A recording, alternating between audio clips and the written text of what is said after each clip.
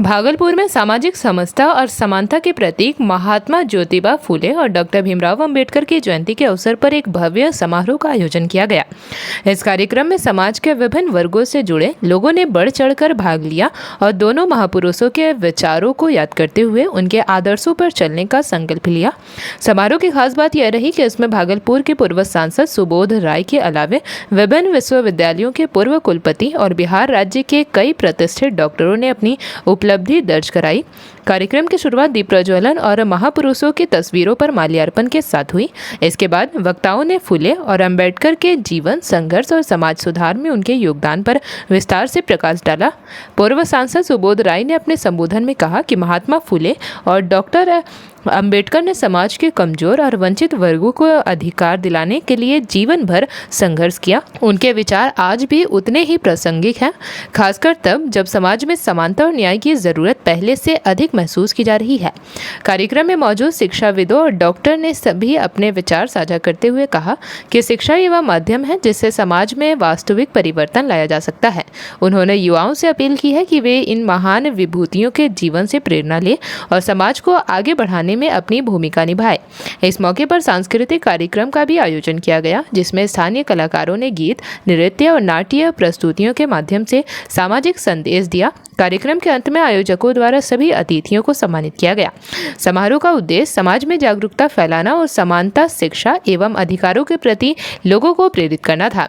बड़ी संख्या में लोगों की मौजूदगी ने साबित कर दिया कि आज भी फूले और अंबेडकर के विचार समाज के लिए मार्गदर्शन बने हुए हैं।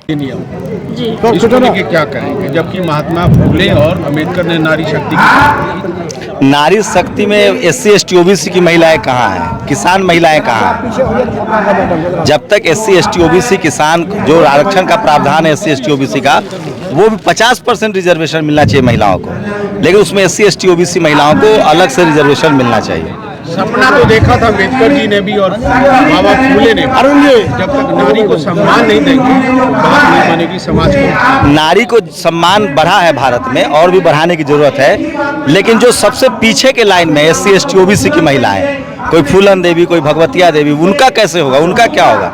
आज जो संसद में है, इस देश में जितने महिला आयोग के अध्यक्ष हैं उसमें कितने SC ST OBC हैं? संसद में जो महिलाएं हैं उसमें कितना SC ST OBC है? तो मेरी प्राथमिकता उनको लिए है जो सबसे पीछे हैं, जो हाशिए पर छूट गए, उनको तो लाइए। 50% रिजर्वेशन दीजिए, लेकिन उसमें SC ST OBC का जितना रिप्रेजेंटेशन है, उनकी जितनी संख्या, उनकी महिलाओं को भी उतना आरक्षण मिलना चाहिए। लेकिन कल जो ये पास हुआ 2023 वाला, उसमें तब 33% ओके हो गया कि अब 543 में आपको देना पड़ेगा 33%। अरे मैं तो कह रहा हूँ भाई कि ये उन्होंने पास किया है, लेकिन जब तक वो SC ST OBC महिलाओं को ऐड नहीं करेंगे तब तक इस देश का बहुजन समाज इसको पास नहीं होने देगा। हम कह रहे हैं महिलाओं को 50% दें, आधी आबादी का। हाँ 50% दें, लेकिन उसमें 90% महिलाएं SC ST OBC हैं, तो उनको भी दीजिए ना। नहीं तो आज भी SC ST OBC के पुरुष नहीं जीत, SC ST के लोग जनरल पर चुनाव लड़ पाते हैं? बताइए, लड़ते हैं?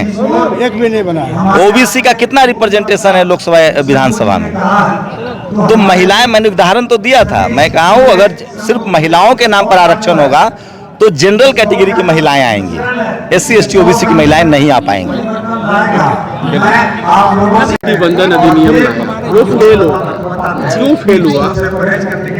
देखिए, जो नारी शक्ति वंदन अधिनियम आया है तो इसमें ये चीज़ क्लियर नहीं है कि इसमें OBC SC ST महिलाओं के लिए इसमें क्या क्या प्रावधान है, और जब तक वो स्थिति क्लियर नहीं हो जाती तो जितनी भी महिलाएं हैं भारत की, सबके साथ न्याय नहीं हो पाएगा। किसी खास विशेष वर्ग को अगर इससे सबसे ज़्यादा फायदा पहुंचता है तो कैसे सारी नारियों को इससे जो है इससे जो भी समाधान उनकी समस्या का हो पाएगा? तो इस प्रावधान में एक एक चीज़ क्लियर हो जाए कि SC ST OBC महिलाओं के लिए इसमें क्या क्या प्रावधान रखे गए हैं और ये क्लियर रूप से एक एक दिशा निर्देश हो, तो शायद से ये अधिनियम सबों के लिए लाभकर साबित होगा। फूले अंबेडकर ने नारी सशक्तिकरण की बात की थी और आज सरकार उस मामले में फेल हो गई। आप जयंती मना रहे हैं, क्या आपका? देखिए, मेरा ये जरूर कहना होगा कि हम अपने घर की महिलाएं हो या हमारी बच्चियां हो, उनको जरूर जागरूक करेंगे कि बेटी या हमारी जो भी हैं बुजुर्ग, कि अगर आप हर तरह समझदार होती हैं, शिक्षित होती हैं, तो आप केवल एक घर नहीं 2 घर रोशन करती हैं। इसके लिए हम लोग जरूर प्रयास करेंगे।